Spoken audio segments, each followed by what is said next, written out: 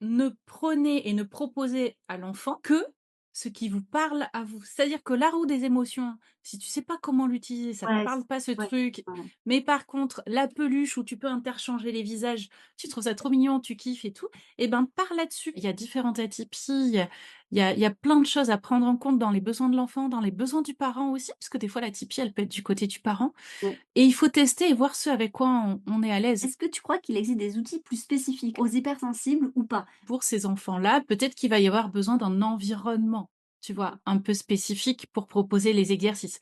C'est-à-dire que si tu as un enfant qui est hautement réactif au bruit, si, tu as plein de brouhaha, la télé allumée et cetera, enfin, j'en sais rien, que tu veux lui proposer un exercice, ça fonctionnera pas. Tu arriveras pas à capter son attention, tu arriveras pas à ce que ça lui fasse du bien parce qu'en fait, il va être trop, stimulé. En fait, en vrai, les enfants, ils aiment bien qu'on s'intéresse à eux, qu'on leur propose des activités. Il y en a certains qui vont dire: «Oui, bon, à l'adolescence, un peu moins». Ouais, mais même à l'adolescence, je pense qu'il y a Mmh. moyen, du moment qu'on s'intéresse à eux, même si tu sais que quand ils sont dans la phase où ils bougonnent, ils râlent en disant: «Ouais, bof», mais en fait, au fond d'eux, ça leur fait du bien quand même qu'on s'intéresse à eux. C'est comme à l'école.